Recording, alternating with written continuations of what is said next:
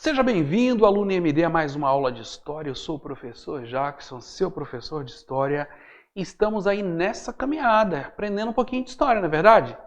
Para você que está vindo comigo nessa sequência, nós estamos trabalhando a Idade Moderna e seus vários aspectos, os fatores que influenciaram nessa época, que até hoje, alguns deles inclusive, continuam influenciando a história das nossas vidas, não é verdade? E um dos fatores que, sem dúvida, não só influenciaram a história da minha vida, da sua vida, mas a história do mundo, foi a religião.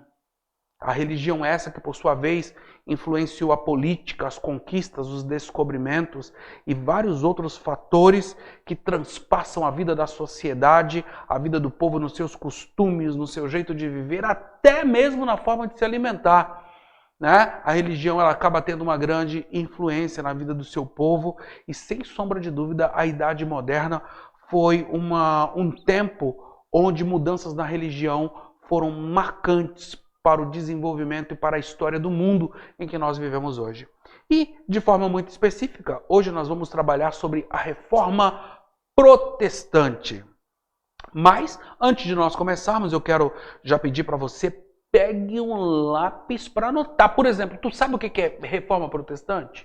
Não sabe, né? Ó, já tinha que anotar, ó, Reforma Protestante, para de repente ali ir buscar o significado, ou o professor já vai explicar agora, você já anota, fala, ó, já sabe, agora eu sei, né? E você já tem ali de alguma forma isso anotadinho com você aí em algum lugar. Tranquilo? De boa? Então vamos lá para a Reforma Protestante. Vamos começar essa aula, pessoal, dividindo essa frase Reforma Protestante, tá, em duas partes. Primeiro, reforma. Vamos supor que você quer fazer uma reforma na sua casa. Se você quer fazer uma reforma na sua casa, ou é porque alguma coisa estragou, ou porque você quer mudar alguma coisa. Mais ou menos assim, ó. Aquela parede ali, ela não está estragada. A pintura está até nova, mas eu não gosto daquela pintura. Eu quero mudar para outra cor. Você vai fazer uma reforma na pintura. Não é verdade? Você concorda comigo? Ah, não, mas o que acontece foi o seguinte, está muito velha, caiu água naquela parede, ela encheu de bolor, ela ficou preta, escura, feia, e eu quero arrancar fora aquele cimento, colocar outro, e eu vou fazer uma reforma geral. Então, agora, diferente, você está reformando porque estragou, não é verdade? Então, reformas acontecem quando você precisa fazer alguma mudança contundente em alguma coisa, em algo ou alguma coisa. De repente você precisa fazer uma reforma na sua vida. Né? Por exemplo, comi demais no Natal e no Ano Novo, a minha pressão subiu, meu colesterol está estourado, eu estou aqui mal de saúde, não consigo nem respirar direito. Vou ter que fazer uma reforma na minha alimentação, meu filho. Vai ter que comer só saladinha, vai ter que comer só alface, vai ter que deixar gordura para lá. Você vai ter que mudar a sua vida, né? Senão você vai morrer. Entendeu? Então reformas precisam ser feitas. Eu passo o dia inteiro, de manhã, de tarde, de noite, assistindo televisão, no Facebook, no WhatsApp. Você não vai conseguir um emprego decente. Você está ferrado. Você vai ter que mudar a sua vida. Vai ter que diminuir as horas, usar a internet para fazer um curso profissionalizante. Enfim, você vai ter que fazer uma reforma na sua vida.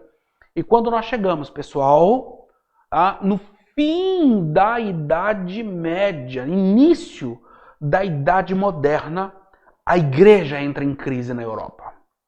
A igreja entra em crise porque algumas pessoas, principalmente de dentro da própria igreja, começam a fazer perguntas, começam a questionar algumas coisas que estão acontecendo e começam a protestar. Por isso, eles serão chamados de protestantes. Tranquilo? Entendeu até aqui? Reforma, alguma coisa que precisa ser mudada, e protestante é aquele que protesta contra alguma coisa que não está certa. Dentro desse contexto, nós estamos falando da igreja. A igreja predominante na Europa nesse período, ela tem nome. É a Igreja Católica Apostólica Romana. que as pessoas vão considerar que algumas coisas não estão muito legais. E daqui a pouco nós vamos falar quais são essas coisas que não estão muito legais na igreja, que são bem diferentes de hoje, inclusive. Tá bom? Mas por enquanto vamos devagar, vamos passo a passo, step by step, para nós entendermos aí o que foi a Reforma Protestante. Vamos lá, de novo. A Reforma Protestante foi uma grande transformação religiosa da época moderna, pois rompeu com a unidade do cristianismo no Ocidente, do cristianismo ocidental. Até aqui, a Igreja Católica tinha uma visão só. O líder falou, tá falado. A igreja mandou, deu uma ordem, é lei, pronto, acabou. Ela é inquestionável. Ninguém poderia, até aquele momento, questionar a autoridade da igreja que detinha todo o poder na terra, porque a igreja e o Papa eram sucessores de Pedro, que era ali o grande líder deixado por Jesus, segundo a tradição da época. Mas as coisas estavam mudando. E a partir de agora, pessoas não estavam muito felizes com aquilo que estava acontecendo e começaram a reclamar. E sabe o que acontecia com essas pessoas que reclamavam? Adivinha? Eles iam para a fogueira. Tá? Alguns deles foram queimados vivos porque protestaram contra a igreja. Inclusive, morreram de outras formas também. Enforcados, decapitados, esquartejados. Mas a forma preferida, que a igreja gostava mesmo, que era bem legal, era queimar vivo. Porque aí todo mundo olhava, todo mundo ficava vendo o cara gritando: "Ah, eu não quero morrer! O camarada falava: "Cara, é melhor você não falar nada contra a igreja, porque se tu falar, tu vai ser queimado vivo." Lembrando, pessoal, o professor Jackson sempre fala isso. Tá? Eu já sou professor há muitos anos e uma das minhas formações, que inclusive eu sou pós-graduado, é em História das Religiões. A maioria das religiões passaram por situações parecidas com essa. Nós falamos da Igreja Católica, aqui eu cito a Igreja Católica porque a Igreja Católica era a igreja predominante na Europa nessa época, era a grande líder da Europa em outra época. Mas a maioria das outras religiões, eu desconheço uma. Tá? Se você falar para mim: "Professor, me cita uma que não passou por um problema parecido com esse." Eu não sei dizer nenhuma para você. E eu sou formado na área. Todas, de alguma forma, estiveram envolvidos em alguma circunstância parecida com essa. Você está me entendendo? Então, o professor Jackson, ele não está falando mal da igreja para você. Ele só está te explicando que isso aconteceu na história da igreja. Infelizmente. Foi uma coisa negativa. E a igreja, inclusive hoje, reconhece que muitas dessas atitudes foram atitudes erradas. Tá bom, pessoal? E se existe um cara que admira a Igreja Católica, é esse professor que vos fala. Eu tenho pessoas assim que admiro demais, demais, demais. Entre eles o padre Marcelo Rossi, o padre Fábio de Mello, algumas bandas da Igreja Católica são top das galáxias, bom demais. Umas músicas muito legais mesmo, e eu sou um grande admirador. Infelizmente, esse aspecto negativo que nós estamos falando aqui foi uma coisa que ficou lá no passado, né? Foi uma coisa do passado que não acontece mais, né? E, como eu já disse para você, a maioria das igrejas vivenciaram isso aí, infelizmente. Tá joia, pessoal? Então, a Igreja Católica, a partir de agora, ela vai encontrar aí algumas resistências e ela vai ir contra parte dessa resistência. Muito bem? Até que, no dia 31 de outubro de 1517, 31 de outubro é o mesmo dia das bruxas, né? Também. Mas nós estamos falando aqui da Reforma Protestante, tá? No dia 31 de outubro de 1517, o padre Martim Lutero fixou na porta da igreja 95 teses que criticavam práticas da Igreja Católica. Ele falava: "Cara, eu não concordo com 95 situações dentro da igreja." Ele passou, pessoal, a dar uma estudada mais profunda na Bíblia, entendeu? Ele passou a pesquisar um pouco mais, ele pesquisou a pensar um pouco mais. E nós vamos falar hoje das coisas que ele estudou, das práticas que ele estudou, entendeu? E quando esse camarada fixou isso lá na porta da igreja para todo mundo ver, as pessoas não só viram, mas copiaram e levaram para casa para pesquisar. E alguns falaram assim: rapaz, tu tá ligado que esse cara ele pode ter razão nesse negócio que ele tá falando, tá? E muitas pessoas passaram a seguir aqueles ensinamentos e acreditar da mesma forma em que Martinho Lutero acreditava. Uma coisa que eu sempre gosto de deixar claro para os meus alunos é que Martinho Lutero ele não queria criar uma nova religião. Ele queria que acontecessem mudanças dentro da igreja. Essas mudanças elas não foram muito bem aceitas. Aí, o cara aí do meu lado aí, ó. Olha lá, pá. Bibliona na mão, tal, né? Estudioso que só, professor da faculdade, tá? Vamos lá. Mas vamos ver qual foi a origem da Reforma Protestante. De onde o Martinho Lutero tirou essas ideias aí, cara? Tá? Então vamos lá. Eu vou ler tópico a tópico aí a gente vai comentando. Leia comigo o primeiro tópico. O processo de centralização monárquica que dominava a Europa desde o final da Idade Média tornou tensa a relação entre reis e a igreja. Por quê, pessoal? Simples. Porque o rei pensava de uma forma e a igreja pensava de outra.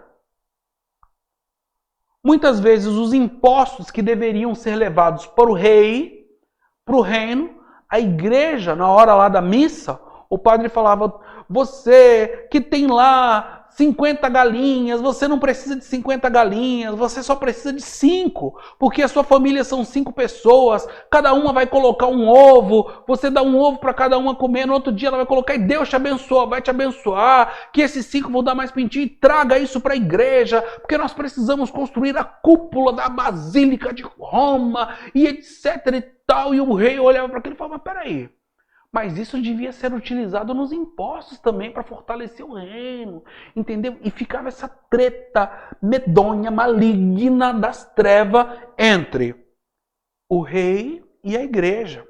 E outras práticas também, entendeu? Enfim, que eles acabavam entrando aí em vários tipos de desacordos. Vamos para o próximo tópico? Está aqui do lado. Tá? A igreja possuía grandes extensões de terra.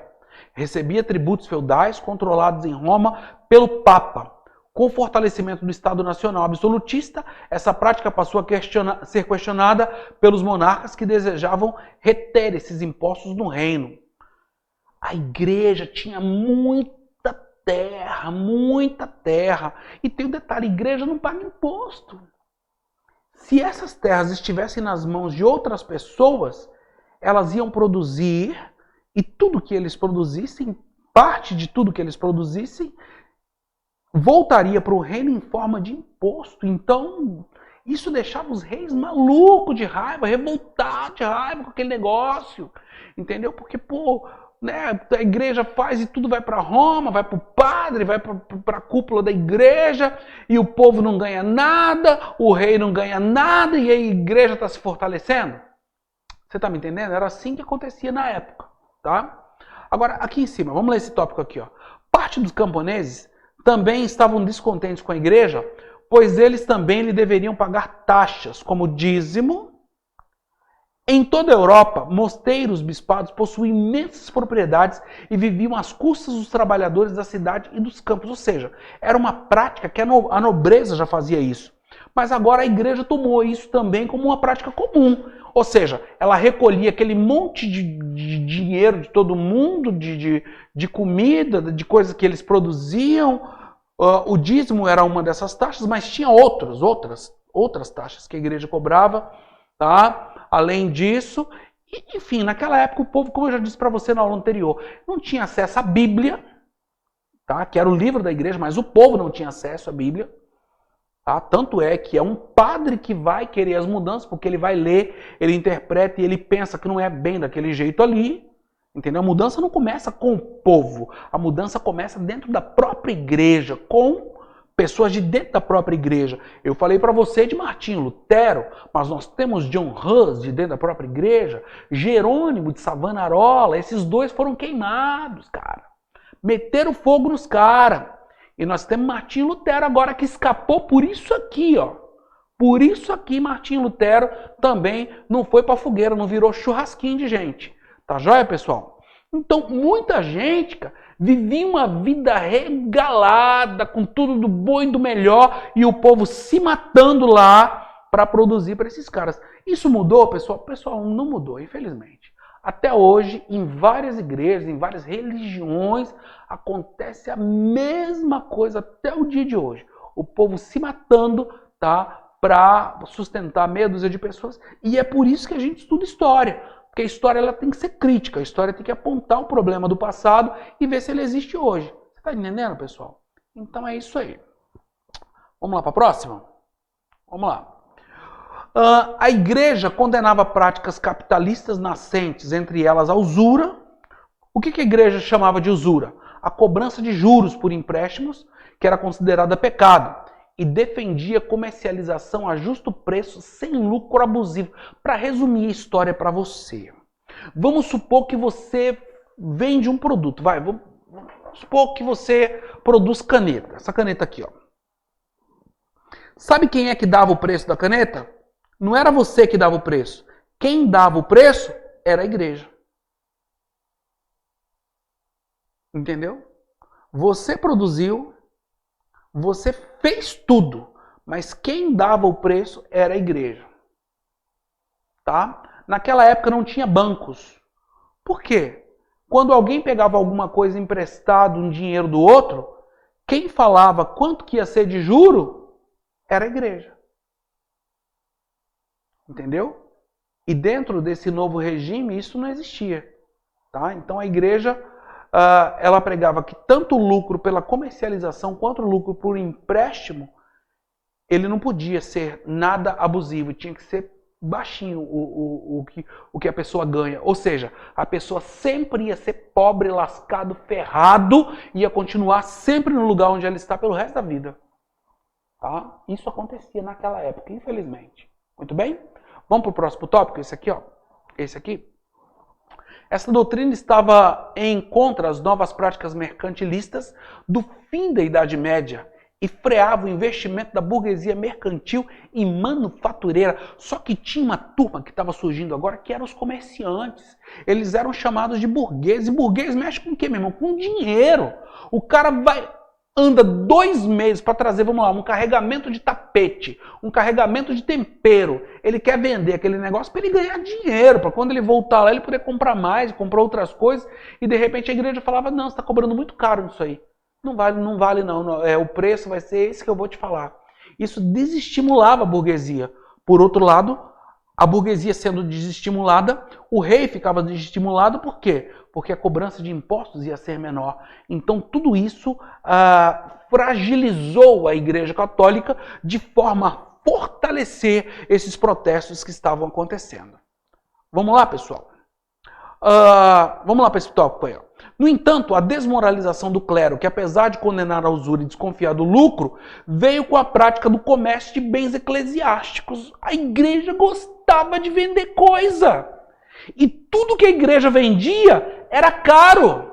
A igreja vendia água benta, a igreja vendia o que eles chamavam de relíquias sagradas. Nem escrevi aí, mas estou falando aqui para você.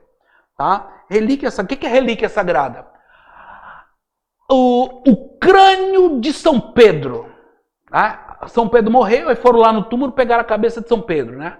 Só a cabeça. E levavam para a igreja. E todo mundo que colocasse a mão na cabeça ia ser curado, mas tinha um preço. Entendeu? Tinha um preço. Só que sabe qual era o problema, pessoal? Na Europa toda, tinha umas 20 cabeças de São Pedro, tinha uns 20 dedos mindinho de São João, tinha, sabe, uma mecha do cabelo de São João Batista em tudo quanto é igreja que você ia. Entendeu? E o povo começou a desconfiar, mas peraí, mas lá na outra igreja tinha, aqui tem também, não sei o quê, entendeu? Ou seja, a igreja falava para você não fazer uma coisa, mas eles mesmos faziam, entendeu? Eles mesmos vendiam bens eclesiásticos a um preço altíssimo, que eram as chamadas relíquias sagradas. Vamos para o próximo. O clero fazia uso de sua autoridade para obter privilégio e venda de cargo. Era chamada simonia. tá? Era cargo, porque todo mundo sabia o seguinte, ó, se eu entrar para a igreja, eu vou me dar bem, vou me encher da grana. Entendeu? Todo mundo queria ser da igreja, porque quem entrava para a igreja se dava bem. E diferentemente, pessoal, da igreja de hoje, havia uma prática na igreja ali na Idade Moderna e no final da Idade Moderna que se chamava nicolaísmo, é uma doutrina bem anterior a esse período, inclusive, tá? Que pregava que o cara poderia ter várias mulheres, inclusive compartilhar mulheres entre eles. Entendeu? Então, o padre ou o cara que fazia parte da cúpula da igreja naquela época, além de ganhar muita grana, ele podia ter uma mulherada, mano. Uhul! Cachaça, mulherada e dinheiro, tá? Mas nada disso, pessoal. Nada disso foi pior do que esse último tópico aqui, ó. Esse aqui, ó. Esse último tópico, que foi a venda de indulgências. Inclusive, eu trouxe esse documento que está aqui em cima de mim, ó.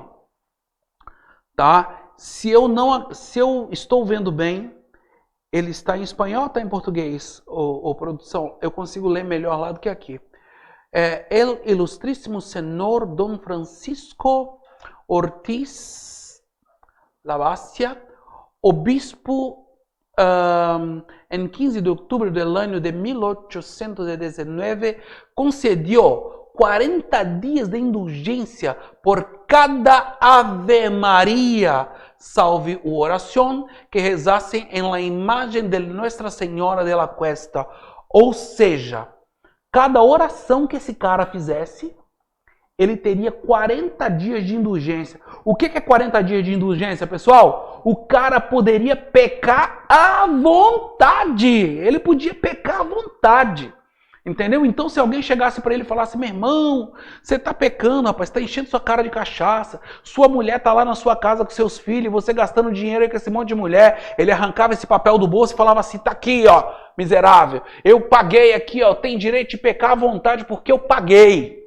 Tá? O nome disso eram santas indulgências, as santas indulgências. O cara pagava pelo direito de pecar. Aí o Lutero, cara, ele foi na igreja de um cara chamado Tetzel, tá? Daí é o segundo tópico desse quadro aqui, tá bem no meio, aqui ó, esse aqui bem no meio, ó. Ele foi lá na igreja do Tetzel e viu o Tetzel vendendo indulgência, mano. Ah, cara, olha, você que quer pecar à vontade, você que tá afim de enganar o seu vizinho, você que quer comprar e sem precisar pagar, se você fizer isso, você vai pro inferno. Mas se você pagar para a igreja, aqui você vai ter liberdade para poder fazer isso. Mas você tem que pagar, entendeu? Então, o Martinho Lutero ficou revoltado com essas práticas aí, né? E foi quando ele, lendo as escrituras, sobretudo o livro de Romanos, que está na Bíblia, principalmente o capítulo de número 8, né? Porque a igreja naquela época, e ainda hoje, creio mais ou menos dessa forma, pregava que a sua salvação dependia da igreja. E Martinho Lutero leu no livro de Romanos, no capítulo de número 8, que o justo viverá pela fé. E que a salvação vem por intermédio da fé. Ele ainda usou como prática para fundamentar aquilo que ele cria, né? O livro de Paulo aos Efésios, que diz assim, né? Porque pela graça sois salvos por meio da fé em Cristo Jesus. Isso não vem de vós, é dom de Deus, e não vem por meio de obras para que ninguém se glorie. Ou seja, em contrapartida direta àquilo que era trazido pela igreja. E o mais interessante de tudo, que está no primeiro tópico que eu trouxe para você ali, ó. A Reforma Protestante foi iniciada por Martinho Lutero em 1483 a 1546. O monge agostiniano alemão, professor da Universidade de Wittenberg, crítico, negava algumas práticas apregoadas pela igreja. Então, em 1517, ele prega isso na porta da igreja, as 95 teses. E o povo, meu irmão, que era só para ler isso aí, começou a levar isso para casa. Entendeu? Então, como eu já disse no slide anterior, não era a ideia de Martinho Lutero criar uma nova religião. Tá? Era a ideia de que houvessem mudanças dentro da igreja. Como essas mudanças não aconteceram, depois de morto, os seguidores de Martinho Lutero criam uma nova religião que ficou conhecida como Igreja Luterana. Que em muitas práticas, inclusive, é muito parecida com a Igreja Católica. Tá? A liturgia de culto, algumas músicas, pô, é uma igreja top, é muito legal, viu? São igrejas lindíssimas, viu? Diga-se de passagem, assim como as igrejas católicas também são muito lindas. Então, a partir do surgimento da igreja luterana, várias outras igrejas protestantes vão surgir. Professor, e antes da igreja luterana, teve outras? Teve. Tá? Teve grupos muito parecidos com os grupos ali levantados por Lutero. Só que o de Lutero ele teve mais expressão, por quê? Porque ele teve o apoio do governo da Alemanha. Tá? Então, qual era a desculpa do governo da Alemanha? Que a Igreja Católica estava usando práticas erradas, então aí a partir de agora o governo da Alemanha tinha uma desculpa para cair fora da Igreja Católica. Entendeu? Tanto é que a Alemanha é o país aí que espalhou o luteranismo pelo mundo inteiro, inclusive no Brasil. Né? O sul do Brasil é frechado de igrejas luteranas, tá? Espalhadas pelos alemães, pelos imigrantes alemães, sobretudo. Muito bem? Mas nós tivemos antes deles os huguenotes, nós tivemos os anabatistas, que mais tarde vão dar origem à Igreja Batista, tá? E nós vamos ter ainda os quakers. Com certeza você já ouviu, se você não ouviu falar dos quakers, você já ouviu falar da farinha de aveia quaker, aquela que tem um carinha com um chapéuzinho assim, ó. Tá bom? Esses foram grupos anteriores a Lutero que queriam viver uma religiosidade diferente da Igreja Católica. E lá na Europa era mais ou menos assim, cara, se você sair fora da Igreja Católica, nós vamos queimar você vivo, vamos arrancar o seu pescoço. Com isso, já foi o começo dos descobrimentos aqui na América e muitos vieram, sobretudo para a América do Norte, e ali desenvolveram um país, que hoje é os Estados Unidos e o Canadá também. Tá? Dentro de novas práticas religiosas diferentes da Igreja Católica. Né? Grande parte da América Central e América do Sul eram católicas, mas esses países desenvolveram grandes nações, inclusive riquíssimas, tá? Estados Unidos, mais rico do mundo, Canadá, um dos países mais ricos do mundo, mais desenvolvidos do mundo também, de origem protestante. Vamos para o próximo slide. Vamos lá. O calvinismo e a reforma protestante, tá? Então, esse slide aí, pessoal, vai mostrar para nós que a reforma de Lutero, ela ultrapassou ali a Alemanha, ela foi para outros lugares, tá? E transformou a vida de muita gente, mexeu na política, mexeu em tudo que eles estavam vivendo, tá? O tópico número 2 aqui, ó, vai mostrar para nós que na França e na Holanda, os princípios de Lutero foram ampliados. Foram ampliados por João Calvino, tá? Dentro de uma doutrina chamada calvinismo, tá? Que, enfim, tá? Esse camarada avançou, estudou mais que Lutero, tá? Esse cara fazia parte da burguesia, comerciante e tal, influenciado pelo humanismo. O humanismo é uma doutrina que volta as coisas para o homem, para aquilo que o homem precisa. E antes as coisas estavam voltadas todas para o que Deus precisa. Tá bom? As teses luteranas foram ampliadas, tá? Então, Calvino traz aí novas ideias. Tá? Ele escreveu um conjunto de livros que eu trouxe aí para você, ó, que são conhecidos como as Institutas, tá? Que são novas leis, novas regras, que inclusive algumas delas muito diferentes daquelas apregoadas por Martinho Lutero. Tá? Algumas coisas bem diferentes mesmo. Tá bom? Então, a partir de agora, a Bíblia vai ser a base dessa nova religião. Muito bem? Então, ele vai trazer aí uma nova doutrina. Tá? O justo viverá pela fé, tá? E a doutrina da predestinação, que é a base daquilo que os calvinistas creem, que foi apregoado aí por João Calvino. Tá? Predestinação, ou seja, Deus escolhe quem ele vai salvar. Ou seja, a salvação não depende do homem, a salvação depende de Deus. Tá ok? O calvinismo se expandiu rapidamente por toda a Europa, mais do que o luteranismo. Atingiu os Países Baixos e a Dinamarca, além da Escócia, cujos seguidores foram chamados de presbiterianos. Muito forte no Brasil essa igreja, tá? A igreja do Brasil, parte da minha família faz parte dessa igreja, inclusive. Na França, eles foram chamados de huguenotes e na Inglaterra de puritanos. Tranquilo? De boa? Vamos lá. Contra-reforma ou reforma católica. O que foi a contra-reforma ou a reforma católica? Foi, cara, as atitudes da igreja católica para evitar que esse tanto de gente se convertesse ao protestantismo. Tava todo mundo pirando cabeção e mudando de religião. E agora, como os governos eram a favor dessas mudanças, os governos, os reis, favoreciam essas mudanças, a igreja católica não poderia mais simplesmente tomar qualquer atitude que ela achava necessária. Tá bom? Então, existiram alguns momentos anteriores a essa reforma, tá? Até porque isso leva a questionar a própria palavra reforma. Tá? Então, Thomas Morons e Erasmo de Roterdã, eles já escreviam alguma coisa relativa a algumas mudanças que eram questionadas aí pela igreja e não foram aceitas, tá bom?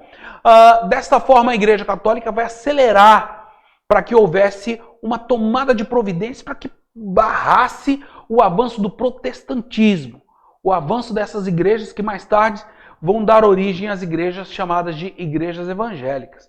Uma delas foi fundar a Companhia de Jesus. Tá? Tanto é que o grupo que veio para o Brasil, logo assim que o Brasil foi descoberto, os jesuítas faziam parte dessa ordem. Tá?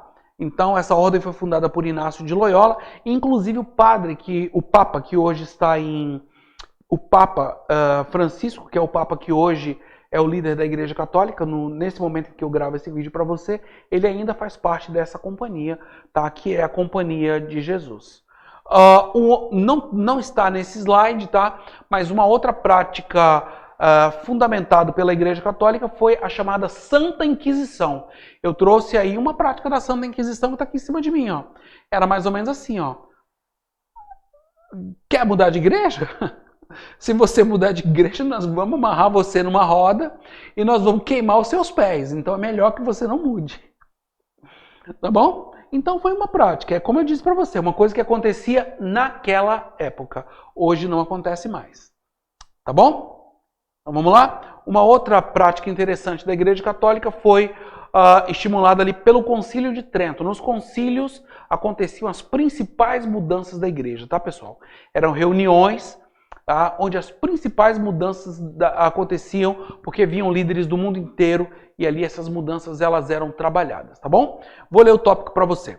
Em 1545 e 1563 realizou-se o Concílio de Trento, na cidade de Trento.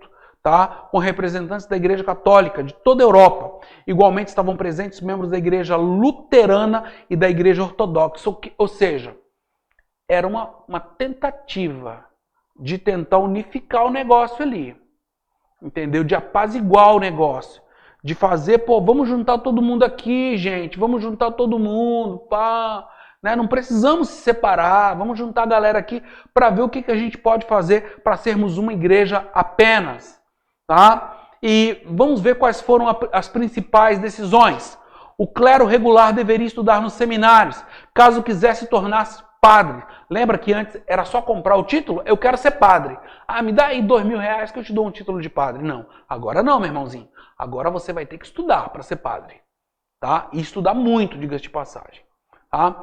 Os párocos foram obrigados a morar em suas paróquias e dar atenção especial à pregação de doutrina. Porque antes os párocos moravam em mansões, em castelos, tinham uma vida boa, uma vida legal, e vez por outra eles iam lá na igreja recolher os dízimos, as ofertas e recolher aquilo que o povo tinha que trazer para eles. Agora não. Tá? Agora eles tinham que morar na igreja e dar atenção ao povo. Proibiu a venda de cargos religiosos. Foi criado o Index, uma lista de livros proibidos pela igreja, incluindo livros científicos de Galileu Galilei, e de Giordano Bruno, entre os livros hoje que são utilizados nas aulas de História e Geografia. Inclusive, esses livros falavam que a Terra era redonda, né?